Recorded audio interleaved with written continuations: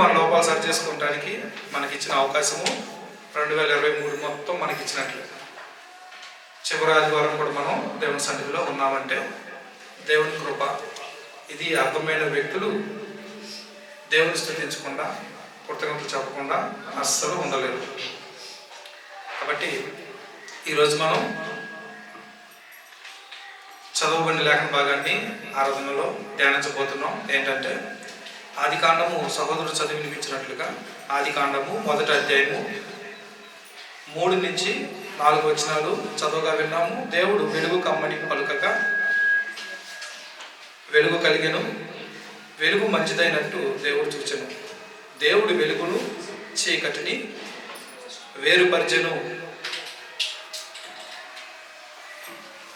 ఆ పని చేసి దేవుడు అది మంచిదని చెప్పాడు.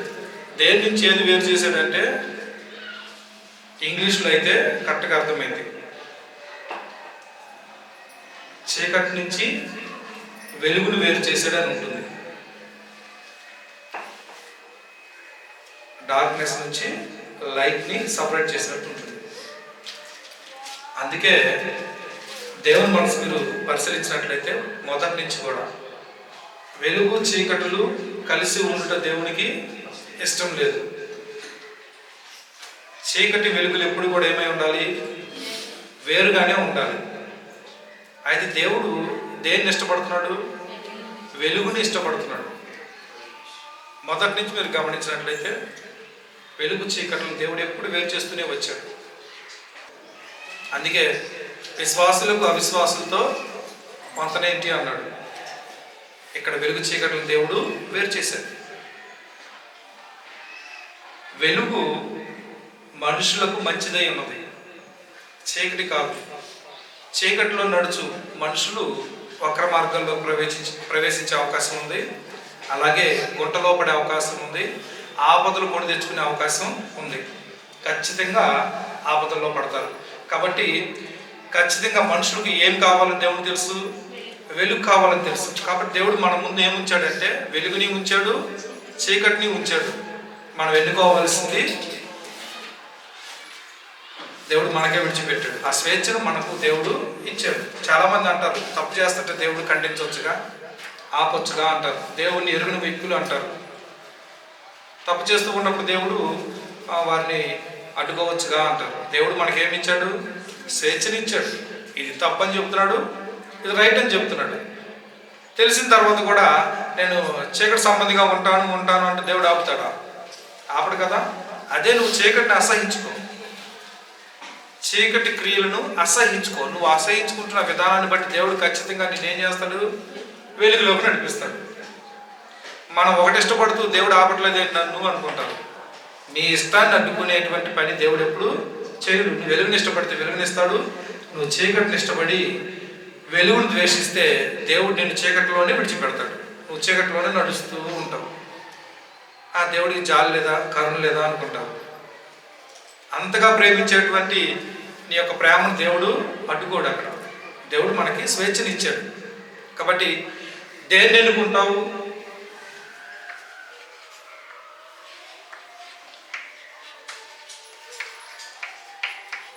దేనిని ఎన్నుకుంటావు? చీకటిన,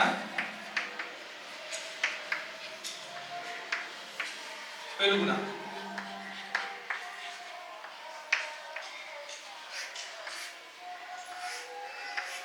ఎన్నుకునేటువంటి స్వేచ్ఛ దేవుడు మనకి ఇచ్చాడు.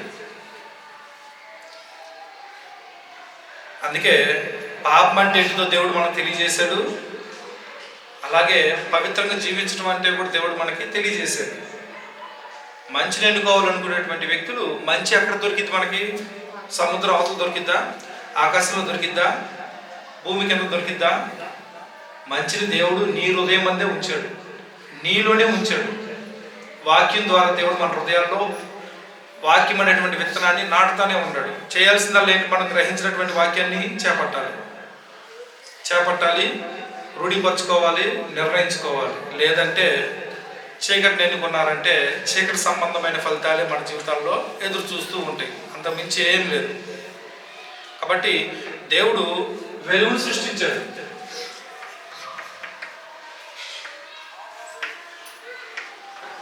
వెలుగును సృష్టించారు.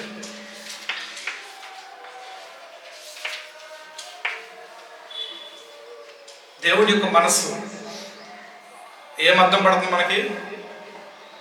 ఆయన వెలుగై ఉన్నాడు కాబట్టి దేవుడు మనకి ఏమి ఇవ్వాలనుకుంటాడు? వెలుగుని ఇవ్వాలనుకుంటాడు. వెలుగులో నడిచిన వ్యక్తులు ఏం చేస్తారు? మంచిని ఎన్నుకుంటారు. చీకట్లో అయితే మాత్రం వారు వక్ర మార్గాలు ఎన్నుకుంటారు, పడిపోతారు, ఖచ్చితంగా వారు నాశనానికి నడిపించబడతారు. కాబట్టి దేవుడు వెలుగుని ఎన్నుకోమని మొదటి నుంచి చెబుతూనే వచ్చాడు. చీకట్లో ఉన్నటువంటి వెలుగును వేరు చేశాడు. చూడండి, మీరు ఆదికాండం చూసినట్లయితే మొదటి వచనంలోనే ఆదియందు దేవుడు భూమి ఆకాశములను సృజించెను, భూమి నిరాకారంగాను శూన్యంగాను ఉండెను, చీకటి అగాధ జలము పైన కమ్మి ఉండెను. ఏముంది? ఆదియందు ఏముంది? వెలుగుందని చెప్పాడా? చీకటి ఉందా? చీకటి ఉంది అన్నాడు. కానీ చీకటిలో ఏముంది? వెలుగు ఉంది. చీకటి నుంచి వెలుగుని వేరు చేశాడు. ఆ రెండు కలిసి ఉండటం మంచిది కాదు. ఏది మంచిదై ఉంది? వెలుగు చీకట్లని వేరు చేయటం మంచిది అని దేవుడికి తెలుసు.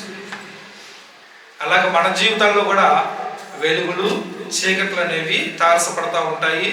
చీకటిని ఎన్నుకొనటం చాలా ఈజీ. అవి మనల్ని ఏం చేస్తాయి? మరలు కలుపబడతాయి. మన చీకట్లో నడుచులాగున అవి మనల్ని ప్రేరేపిస్తాయి. కానీ మొదట బాగానే ఉంటుంది, దాని అంతము భయంకరంగా ఉంటుంది.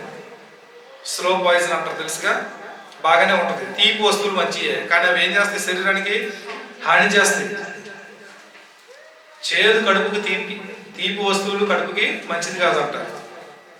అలాగే వెలుగుని ఎన్నుకున్నటువంటి వ్యక్తులు నెమ్మదిని, సంతోషాన్ని కలిగి ఉంటారు. అలాగే వారి యొక్క అంతము పరిశుద్ధత, చీకటి యొక్క అంతము నిత్య నాశనం. ఈ రెండింటినీ దేవుడు మన కళ్ళ ముందు ఉంచాడు. మనం దీవెనలు పొందుకోవాలన్నా, శాపములు పొందుకోవాలన్నా మనం తీసుకునే నిర్ణయాలను బట్టే ఉంటుంది. అంతేగాని ఎవరిని ఇక్కడ పాడు చేయరు. దేవుడు అందరూ తెలివితేటలు ఇచ్చాడు, సామర్థ్యాన్ని ఇచ్చాడు, తలాంతులను ఇచ్చాడు. నీ నుంచి దేవుడు ఏమి ఆశిస్తున్నాడో కూడా చెప్పేశాడు. మనము వెలుపటి వారం కాదు, సంఘంలో ఉన్నటువంటి వ్యక్తులు. కాబట్టి మనకేం తెలుసు? దేవుడు ఎరిగిన వారు, దేవుని యొక్క ఇష్టాయిష్టాలు తెలుసు. మనకి తెలిసినప్పుడు మనం ఏమి ఎన్నుకుంటున్నాం అన్నది కానీ పరిశీలించుకోకపోతే లోకులు ఏ మార్గాన్ని వెళ్ళారో ఆ మార్గాన్ని వెళ్ళి నిత్య నాశనానికి నడిపించబడతాం. చూడండి, చీకటిలో నుంచి వెలుగుని వేరు చేసాడు. ఒకప్పుడు ఉన్నదేంటి? ఆదియందు చీకటి అగాధి జలము పైన కమ్మి ఉండెను, దేవుని ఆత్మ జలముల పైన అల్లాడుచుండెను.